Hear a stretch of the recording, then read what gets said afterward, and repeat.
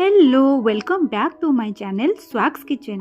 आज मु आपण मानक पई भेंडी रो गोटे पूरा देसी रेसिपी नहीं के आछे जोटा कि मो जेजेमा रो रेसिपी।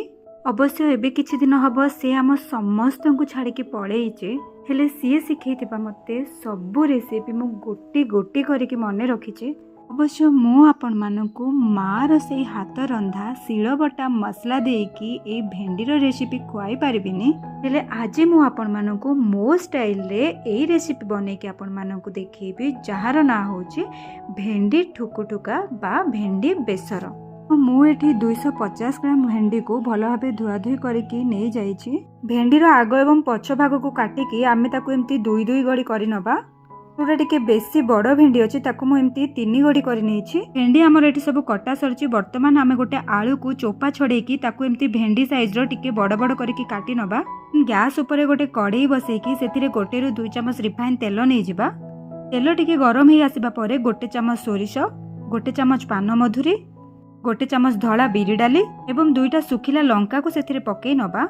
लंका टिके भाजबा परे आमे गोटे पियाज को एमती छोट छोट काटिकी सेथिरे पकेई नबा। देन पियाज टिके भाजबा परे आमे गोटे टमाटो को एमती टिके लंबा लंबा करिकी काटिकी सेथिरे पकेई नबा। एंचाए भृषंग पत्र पकेई नबा एवं एसबु को भलो भाबे मिक्स करि नबा।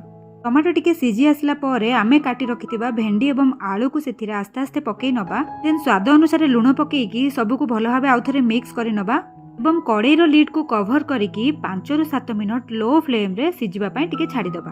चालंतु वर्तमान लीड को ओपन करिकी आमे देखि नबा। आपण माने देखि पारुथिबे भेंडी एवं आलू एठी हमरो 90% कुक हे सालानी। वर्तमान आमे सोरिष मसला रो पानी को आस्ते आस्ते एथिरे पकेई नबा। तापरे आमे गोटे छोट आंबुल खंड को एथिरे पकेई नबा एवं याको लो फ्लेम रे पुणी थरे फुटवा पाई 4 ରୁ 5 मिनट टिके छाडी नबा। भेंडी ठुकुठुका हमर वर्तमान एठी रेडी हे जायछि। चालंतु ताको एबे आमे फटाफट सर्व करि नबा। गरम भात सहित तो आर कॉम्बिनेशन बहुत बढ़िया जमिबो एवं थरे खाइबे माने आको बार बार आपण मानकु बनेबा को निहाती इच्छा हबो। ओके तो आजिरो भेंडी ठुकुठुका बा भेंडी बेसर रेसिपी आपण मानकु केमती लागिला मते कमेंट रे जणेबा को बिल्कुल भूलिबेनी। पुणी देखा हबो आउ एको नुआ भिडियो रे एवं आउ एको नुआ रेसिपी सहित। आज पई रहिली बाय बाय।